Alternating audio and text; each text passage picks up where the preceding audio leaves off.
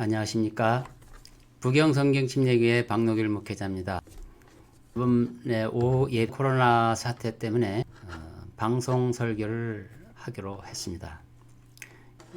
요한계시록 강해를 하겠습니다. 그 전에 요한계시록 강해를 걸쳐서 했었는데 이어서 요한계시록 7장부터 시작하겠습니다. 한 내용을 보기를 원하시는 분은 교회의 유튜브 홈페이지 들어가셔서 재생 목록을 찾으시면 거기 요한계시록 강해가 이렇게 정리되어 있습니다. 그걸 참고하시기 바랍니다. 제목을 11세기의 웬 평평지구설이냐 하는 제목으로 준비를 했습니다. 계시록 7장 1절을 제가 보겠습니다. 내가 보니 네 천사가 땅의 네 모퉁이에서 땅의 사방에서 부는 바람을 붙잡아 그 바람이 땅이나 바다나 어떤 나무에도 불지 못하게 하더라. 여기 땅의 네 모퉁이라는 표현이 있죠. 네 천사가 땅의 네 모퉁이에 섰다 이렇게 되어 있습니다. 이 표현을 그대로 해석을 하면 그렇습니다. 요한이 그 대환란 시기로 직접 가서 실제 일어나는 일을 목격하고 있는데 대환란 때의 중심 장소는 예루살렘이죠. 여기 옆에 보면 지구본이 있죠. 지구에 빨간 점을 요한이라고 보고요. 여기 어디에 그 이스라엘을 중심으로 거기서 일어나는 일들이 이제 주로 계시가 되니까 거기에 있다고 치면 땅의 네 모퉁이는 이제 그걸 중심으로 해서 동서남북을 말하는 거죠. 동서남북 방위를 표현하는 수사적인 표현법입니다. 성경에서는 동서남북 이렇게 전문 용어를 쓰지 않고 듣기에 편한 그걸 수사적 표현이라고 하죠. 그걸 자주 씁니다. 땅의 네 모퉁이가 그림에 보시면 이런 의미다. 지구 원래 이제 이렇게 구형으로 돼 있잖아요. 사람이 서 있으면 그 지점에서 항상 동서남북이 결정이 되고 그 사람이 이제 보는 시야가 결정이 되는데 이건 좀 과장해서 그린 거지만 이렇게 노란 그 점선 그 시야죠. 이걸 그 사람이 목격하는 이 세상을 말하는 것입니다. 그래서 항상 세상이 이렇게 결정이 되면 방위가 나오는 거죠. 동서남북이 나오는 거죠. 그래서 이걸 땅의 네 모퉁이라고 말해요. 이게 지구가 둥그랗게 돼 있으니까 어디 있든지 이제 이런 것은 항상 성립이 되죠. 그 파란 점에 만약 내가 있다 하면 여기서도 땅의 네 모퉁이는 이렇게 되는 거죠.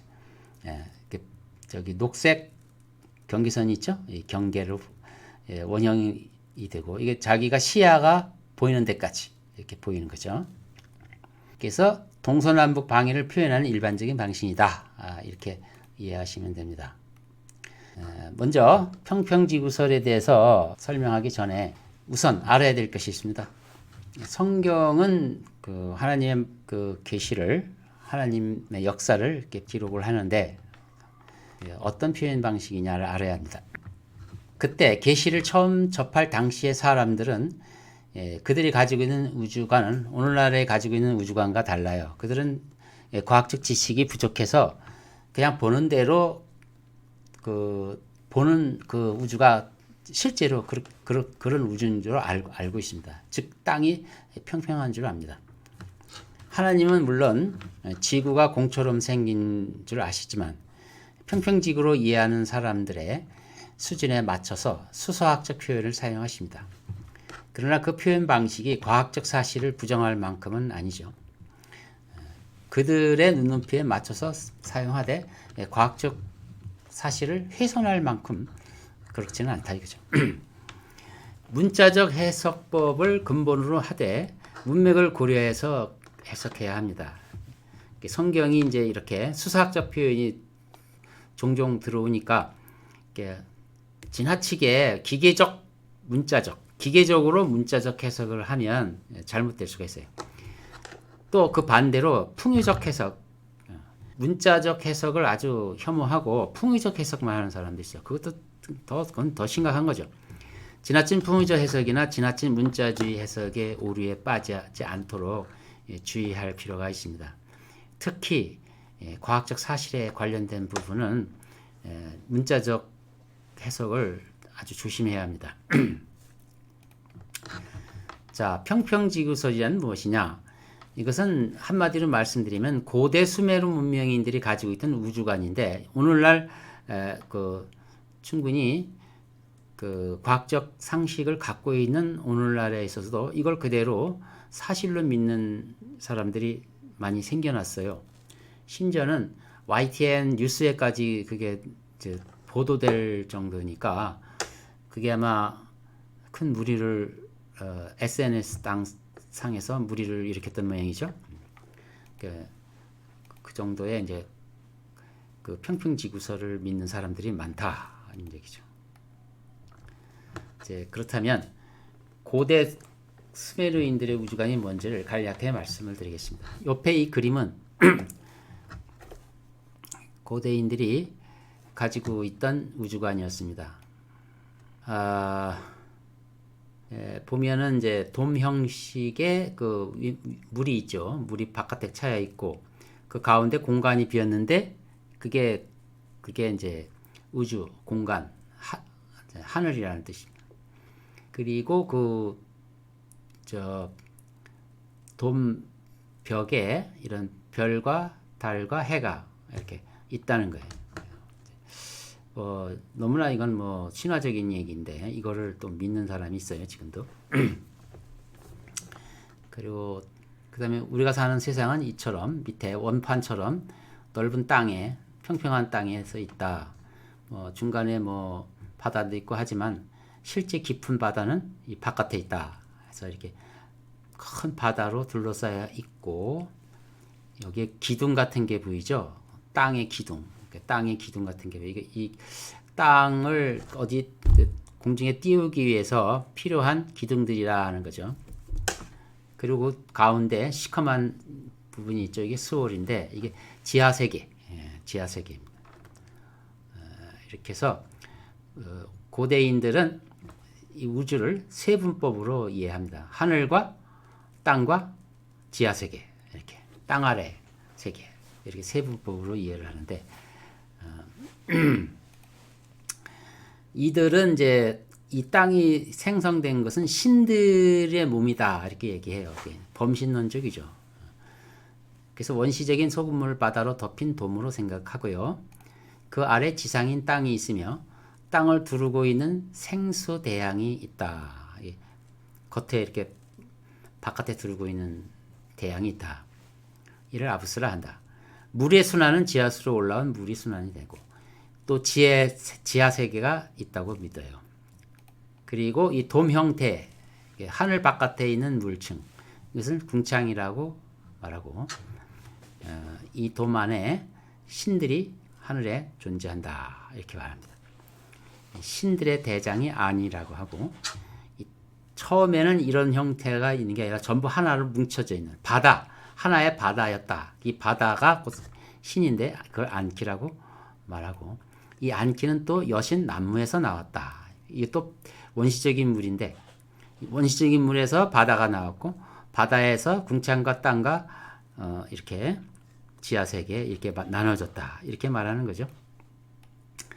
하늘과 땅 사이의 대기를 릴리라고 부르며 릴리도 또 신의 이름이에요.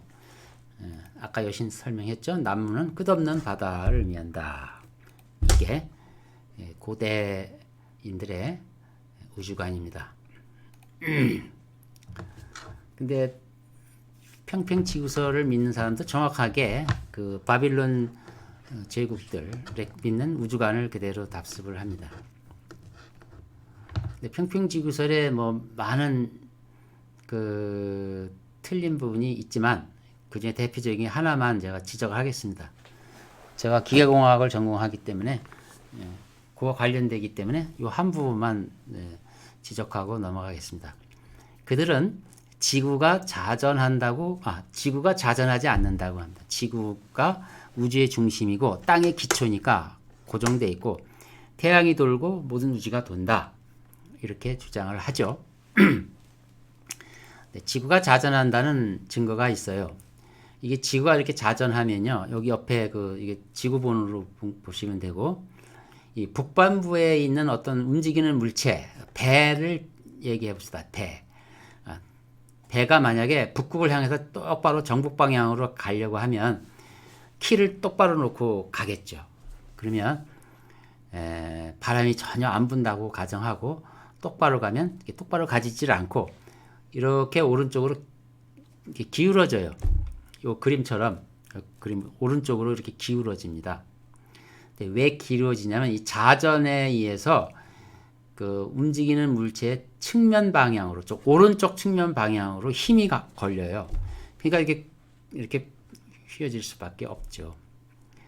반대로 남반부에서 똑같이 남극을 향해서 똑바로 가게 되면 이 경우는 왼쪽으로 휘어져요. 남반부에서는 왼쪽으로, 북반부에서는 오른쪽으로 휘어진다. 이게 순전히 지구가 자전에 의해서 생기는 힘이다. 이렇게 뉴턴 역학이 이거를 증명합니다. 이 힘을 학술적으로 설명한 이가 G. 콜리올리라는 분인데 프랑스 군사 기술자입니다. 이거 뭐 동력학의 아주 중요한 전문 분야 중에 하나죠.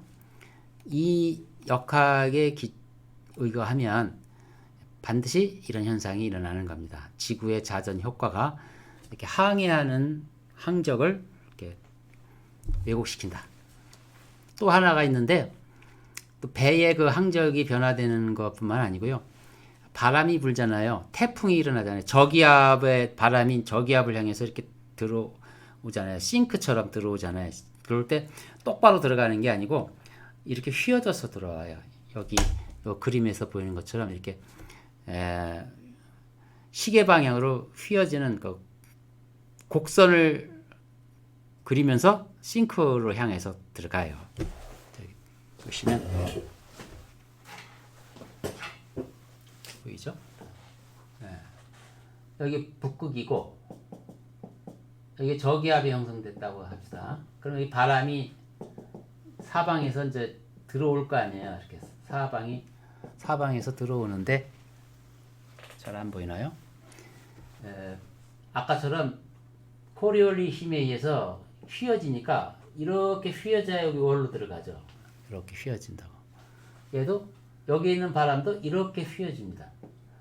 여기 있는 바람도 마찬가지 이렇게 휘어지고 이런 식으로 나선 방향으로 휘어져서 들어와요. 휘어서 들어오니까 바람이 가운데 모이면 이게 뱅글뱅글 돌 수밖에 없죠. 그래서 여기에 태풍의 눈이 생기죠. 여기는 공간이 생겨요. 그냥 조용한 공간이 생겨요. 공간이 생기죠. 태풍의 눈이 생기죠. 그래서 이런 식으로 시계 방향으로 빙글빙글 돌면서 태풍처럼 시계 방향으로 회오리 바람을 불면서 되죠. 이것도 지구가 자전한다는 증거예요. 자전한다는 증거예요. 또 하나 더 설명할까요?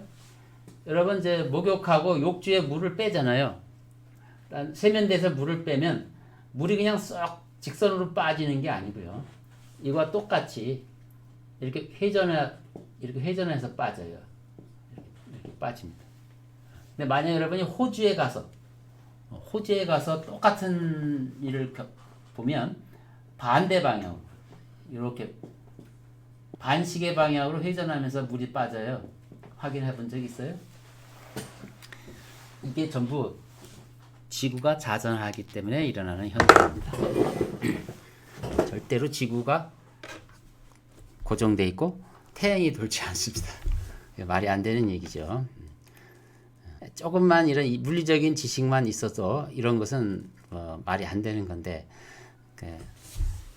전문가가 아닌 사람들이 몇 가지 그럴듯한 동영상과 몇 가지 엮여진 거짓 논리에 속아서 평평지구설을 믿는 것입니다.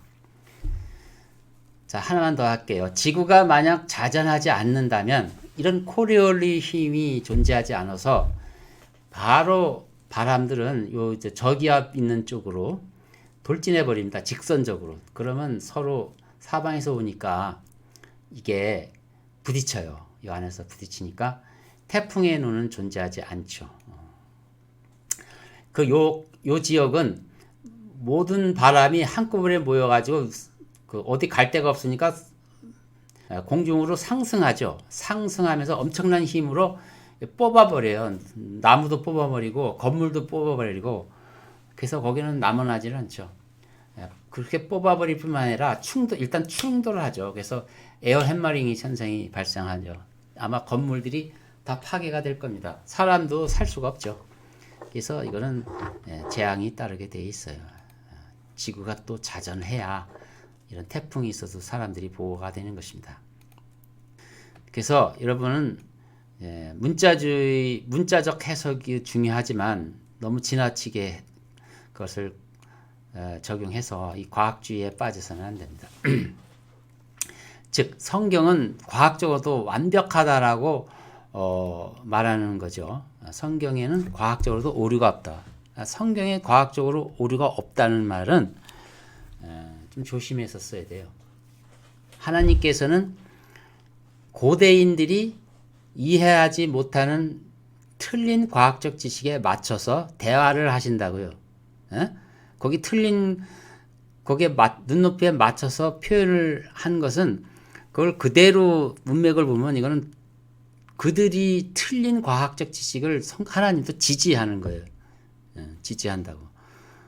그러니까 지금 우리가 알고 있는 그러니까 올바른 과학적 지식에 의하면 하나님도 틀렸다는 얘기냐? 하나님이 틀린 게 아니고 하나님은 그 고대인들하고 대화를 하시기 위해서 그들이 가지고 있는 우주관에 맞춰서 수사적인 표현을 한 거죠. 그럼 과학적 지식이 중요한 게 아니고 그런 그 우주를 얘기하면서 태양을 얘기하고 우주를 얘기하고 하늘과 땅을 얘기하면서 그 창조주의심을 설명하는 과정에서 그들의 우주관을 그대로 하나님도 직접 말씀하신다 이거예요. 그게 틀린 거냐 이거죠.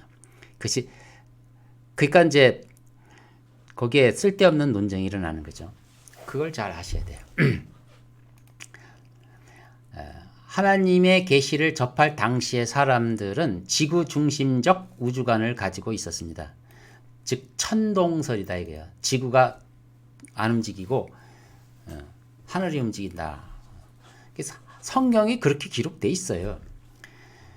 성경 기술의 본래 목적에 위배되지 않는 한 고대인들의 우주관을 굳이 올바른 과학적 사실인 지동설로 바로잡는 수고를 하지 않으신다 이거죠. 왜 그러신지 알겠죠. 그들은 전부 이런 보는 대로 우주를 이렇게 이해하는 그들에게 하나님이 자신을 소개하실 때 내가 이 모든 만물을 창조한 창조주다. 그거 했을 때 그러나 니들이 알고 있는 그 우주관은 틀렸다. 지구는 둥근 원판이 아니고 공처럼 생겼다라고 사실을 먼저 말한다면 그들이 어떻게 생각하겠어요? 당신은 가짜 신이라고 해서 안 믿을 거 아닙니까? 그런 거예요. 그들의 우주관에 맞춰서 하나님이 그들이 만든 우상보다 더 위대하다는 것을 설명하시기 위해서 그들의 눈높이에 맞춰서 하신다. 이렇게 얘기하는 거예요. 자, 다음 슬라이드. 성경은 고대 우주관을 기초하여 수사학적 표현들을 사용하고 있다. 이 수사학적 표현들이라는 것은 뭐랄까요? 뭔가 어떤 다른 목적을 위해서 그들과 공감하는 레벨로 설명을 하신다는 거죠. 그들이 알아듣기 쉽게 설명한다는 뜻이죠. 대화 방식으로 설명한다는 거죠. 그 어떤 내용들이 이제 주로 되어 있느냐면 3층 구조의 우주관을 고대인들이 가지고 있는데 성경도 그걸 그대로 존중해줘요. 즉 사람들이 알고 있는 하늘과 땅과 땅 아래 세계 이 세 가지로 우주를 세분법으로 딱 나눠 생각하고 뭐 우주가 뭐 이렇게 복잡한 줄 모르잖아요. 그걸 그대로 성경에도 그대로 표현을 해줍니다. 여기 성경 구절들을 내가 제시해놨는데 오늘은 이걸 일일이 확인하려고 제시한 게 아니고요. 여러분들이 관심 있으신 분은 이걸 일일이 찾아보시라고 제가 제시해 준 것입니다. 또 성경어는 종종 땅끝이라는 표현이 많이 나오는데 이것도 우주에 대한 이 세상에 대한 한 기술적 방법이죠. 땅끝이라고 하면 뭘까요?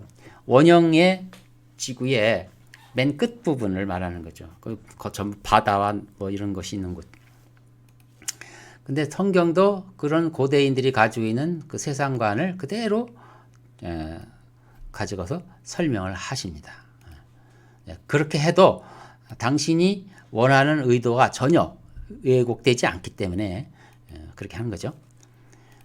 또 세 번째는 하나님 자신을 소개할 때 나는 원형의 지구에 앉아 있다라고 설명하는데 그 히브리어를 보면 그것은 스페어가 아니고 돔입니다. 돔 위에 앉으신 하나님, 돔 위에 앉아서 뭐 만물을 보시는, 즉 이 우주의 주인이시다는 의미를 설명하는 건데, 돔이라고 하는 것은 이제 수메르 고대인들이 가지고 있는 우주관 아닙니까?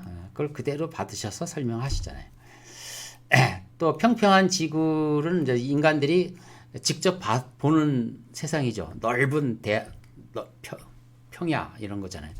그러니까 평평하게 보이잖아요.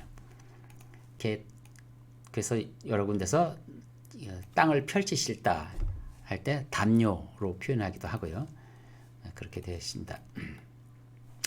그리고 땅이 어디에다가 이렇게 마치 딱 그러니까 놓여져 있는 것으로 이제 표현하는데, 그러려니까 기둥이 있는 거죠. 땅에 기둥이 있다고 얘기하는데, 성경에는 이렇게 땅의 기둥에 대해서 여러 군데 언급을 합니다. 역시 고대인들의 우주관과 같은 거죠. 땅 아래 깊은 바다에도 언급을 합니다. 이 땅 아래 아비스라는 그 바다가 있다고 아까 얘기했잖아요. 이걸 그대로 설명합니다. 또 넓게 펼쳐진 궁창, 하늘을 표현할 때 두드려서 넓은 공간을 만드는 곳이다 해서 궁창이라고 하는데, 그것도 성경에 이렇게 많이 표현되어 있어요. 한번 쭉 찾아서 한번 확인해 보십시오. 오늘은 이 많은 것 중에 하나, 원형의 지구로 표현된 이 부분에서 좀 더 디테일하게 설명을 드리겠습니다. 즉, 그 원형은 돔인지 아니면 공인지 살펴보자는 거죠.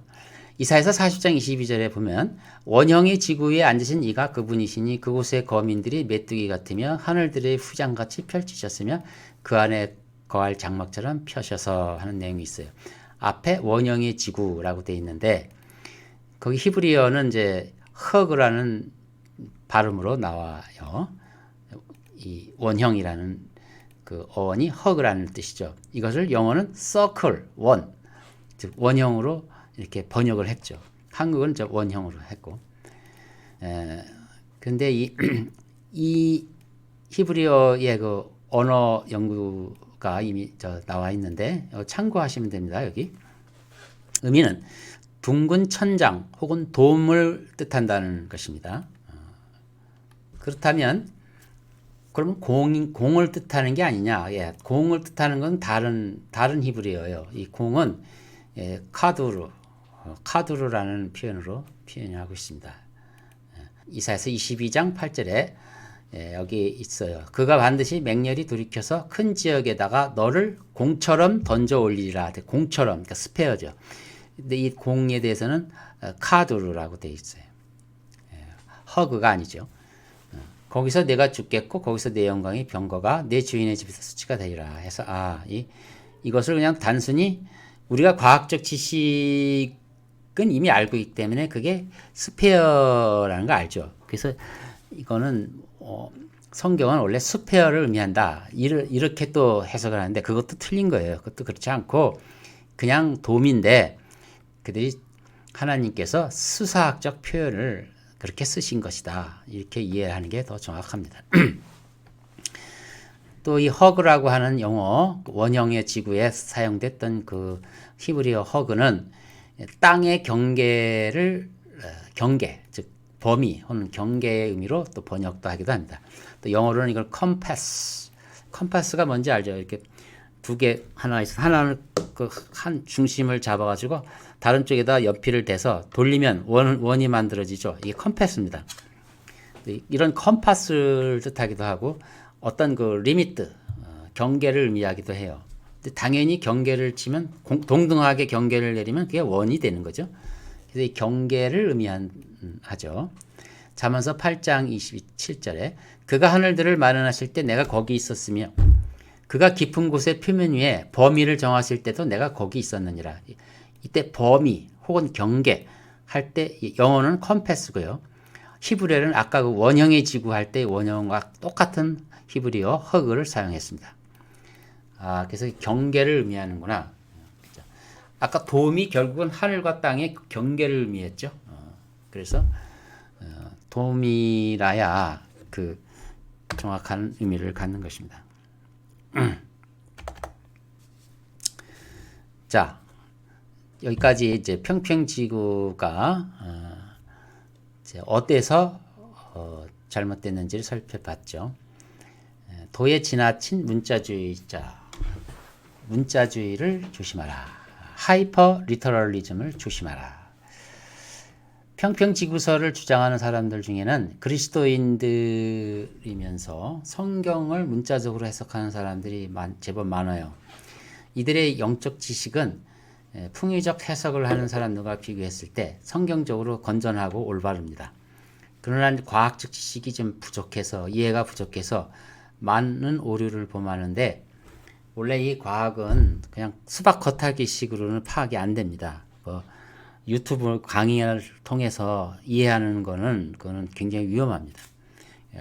전문적인 지식을 가져야만 올바른 사실을 알 수가 있는 거죠. 그래서 이 건전한 문자주의에 대해서 악영향을 끼치기 때문에 왜 이런 일이 자꾸 생길까요? 즉 문자적 해석이 성경 해석이 올바르다고 이제 그걸 배웠잖아요. 근데 거기서 예언에 해당하는 거라든가 하나님이 어떤 역사적으로 하신 일이라든가 뭐 부활하시거나 뭐 여러 가지 대속을 하신다거나 이런 교리적인 것을 제외하고 이 문자적인 해석을 과학적 사실에다 적용을 해버리면 이 수사적 표현으로 하셨던 그것이 오류를 범할 수가 있다. 오히려 그래서 제일 중요한 교리적 해석에 잘 사용하는 문자주의 해석을 훼손시킬 수가 있다 이겁니다. 고대 사람들의 우주관에 맞춰서 기술된 성경의 수사학적 표현 방식까지도 문자적으로 해석하면 안 되는 것입니다. 그들, 즉 평평주의자들은 그리스도인 중에서의 평평주의자들이 있는데 그들은 성경 권위를 최종적으로 삼는다는 신앙의 이름으로 엄연한 과학적 사실을 부정하는 데까지 갔어요. 그래서 결과적으로는 성경대로 믿는 신앙인들의 웃음거리가 되는 것입니다. 이것은 이제 뭔가 음모가 있어요. 이렇게 사람들을 넘어뜨리게 하는 배후에 분명히 음모가 있다. 그죠? 성경대로 믿는 사람들을 제일 싫어하는 그룹이 적그리스도형에 사로잡힌 자들이죠. 왜? 성경대로 믿는 사람들은 마지막 때 대환란이 있을 것을 알고요. 적그리스도가 이 세상을 지배한다는 것을 미리 알고 주님이 그들을 벌하실 것이라는 것을 아는 자들이죠. 그래서 그들이 적그리스도를 아무리 그 유토피아를 얘기해도 안 속아요. 비록 지금 마지막 때 그들이 비록 소수라 할지라도 그들에게는 눈에 가신 거죠. 그래서 그들을 어떻게 넘어뜨리려고 할까 이제 한 것 중에 이 평평지구설을 드러낸 거죠. 문자주의자들의 약점을 파고들어서 그 차이를 모르셔. 문자적 해석으로 과학적 사실까지 이제 적용을 하도록 만들어 가지고 평평지구설을 믿게 해 가지고 웃음거리를 만들어서 성경대로 믿는 문자주의자들은 저렇게 멍청하다라고 역공격하려는 음모라고 저는 보고 있습니다. 이건 글로벌리스트들의 함정입니다. 혹 성경대로 믿는 사람 중에서 평평지구설을 믿는 사람이라면 빨리 돌이키십시오. 그들이 뭐 성경을 올바로 믿는 게 중요하지 왜 과학적 사실을 가지고 실수를 범합니까? 과학적 사실에 실수를 범했으면 그 빨리 버려버리면 되는 겁니다. 다시 돌아오시기 바랍니다. 결론을 말씀드립니다. 우주관에 대해서는 고대인들의 눈높이에 맞추어 성경이 기술되어 있습니다. 그러므로 그러한 수사학적 표현에 대해서 지나친 과학주의로 문자 해석을 하게 되면 하이퍼 리터럴리즘, 즉 극단적 문자주의가 되는 것이죠. 평평지구설이 비과학적이라는 증거는 셀 수 없이 많습니다. 저는 그 중에 하나, 지구가 자전한다는 증거를 보였어요. 만약 자전하지 않으면 그 태풍, 한 번의 태풍으로도 큰 재앙이 따른다는 사실도 제가 설명드렸죠. 네 번째, 마지막 때 적그리스도의 등장에 앞서서 그 앞잡이인 글로벌리스트가 벌이고 있는 교회 분열 음모라고 봅니다. 특히 문자주의를 신뢰하는 성경대로 믿는 그리스도인들은 그들의 노림수를 잘 파악해야 합니다. 과학적 지식의 부족으로 인하여 평평지구설을 따르는 바이블 빌리버가 혹 계시다면 이 유튜브를 보신 이후 돌이키시기 바랍니다. 그 아까운 은사, 그 아까운 그 성경적 이해를 이런 걸로 과학 오류로 훼손시켜서는 안 되는 것이죠. 그들을 깊은 연민과 애정으로 그들을 촉구합니다. 돌아오라고 촉구합니다. 기도합시다. 하나님 아버지 감사합니다. 오늘은 방송실을 따로 만들어서 이제 성경 공부를 하려고 합니다. 처음 시도하는 거기 때문에 여러 가지로 부족한 게 많습니다. 하나님께 더 개선시켜 주시고 또 이 요한계시록이 계속해서 올바른 진리를 증거하는 귀한 기회가 되게 해주시고 평평지구설을 믿는 성경대로 믿는 사람들을 깨우쳐 주셔서 다시 원래대로 회복시켜 주시옵소서. 예수 그리스도 이름으로 기도합니다. 아멘. 마치겠습니다. 다음 시간에 뵙겠습니다.